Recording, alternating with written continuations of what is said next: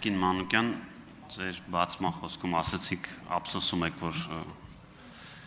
չի ընտրվել ձեզ նախորդ տեխնացուն, ես էլ ուզում եմ ասել, ափսոսում եմ, որ շուտ չէին առաջադրել ձեզ, նաև շնորհակալ եմ, որ դուք ինձ դեմ չեք քվեարկել, քանի որ շատ է խոսում պետական պարտքից, ես ուրախ եմ, ուզում եմ այս թեմաների շարունակենք, բայց կուզեմ նաև, որ մի բան էլ եւս ասել, մենք երբեք, որ դուք ասում եք, որ ընդդիմությանը, իշխանության, եթե ուսումնասիրեք մեր գործունեությունը 2018 թվականին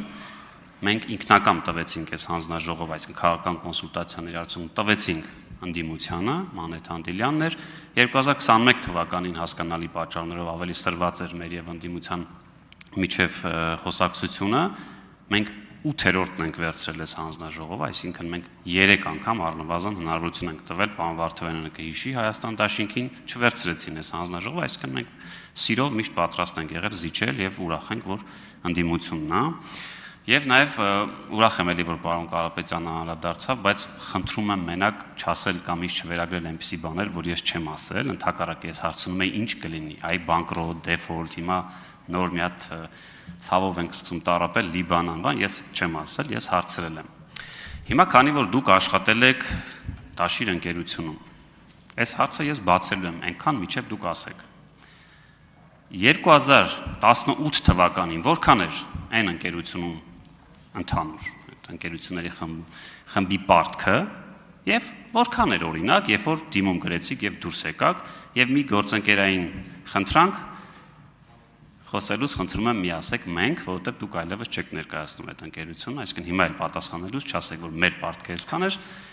խնդրում եմ ասեք, ինչքան պարտք եք վերցրել 10 տարվա ընթացքում։ Ես օրինակ, քանի որ ժամանակը ըստ էլի Forbes-ի եմ ասում, ունեցել եք 4 միլիարդ 10 տարի առաջ 700 միլիոն դոլար պարտք, հիմա էլի ունեք 4 միլիարդ, բայց վստահաբար ունեք մոտ 2-3 անգամ ավել պարտք։ Համեցեք։ Շնորհակալություն հարցի համար, պարոն Գաբրիելյան։ Ես մենք ասելը դա դեռ սովորույթի ուժ է, հուսամ հասկանում եք, ինչ վերաբերում է պարտքի թվերին, անկեղծ ասած անգիր չեմ հիշում որքան էր 2018-ին եւ որքան է հիմա,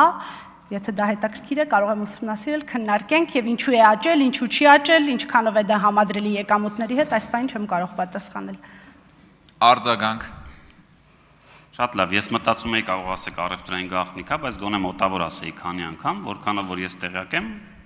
առնվազն 2 անգամ։ Առնվազն, այսինքն 18 թվականի 700 միլիոն դոլար պարտք ասելով ավարկ նկատի ունեմ նաև վստահաբար եւ կարծում եմ առաջիկայում նաև կլինեն հրապարակումներ հետաքննող լրատվամիջոցների կողմից թողնակ վերջին 5 տարիների ընթացքում այդ թվում Ռուսաստանի Դաշնությունում որքան է ավելացել Տաշիր ընկերությունների խմբի պարտքը այ երբ որ ես հարցնում էի որ պարտք եք վերցնում եւ ընկնում եք որևէ այսպես ասած դժվարին իրավիճակում ի՞նչ է լինում ձեր խմբակցության ղեկավարը հարգարժան պարոն Կարապետյանը շատ լավ նկարագրեց ասաց սկսում ենք ես թելադրել որոշակի բաներ այ ամբողջ հարցադրումը դրան էր ուղղված ցավում եմ որ չասեցիք թե որքան է ձեր պարտքը ավելացել, բայց քանի որ ժամանակ կա, լավ, մի հարց էլ տամ։ Այդ որ ասում եք 0% հարկ, ուզում եմ ճշտել, որ հետագայում ելույթս պլանավորեմ։ Ժամանակավոր է դա լինելու, թե անժամկետ մենք տենց,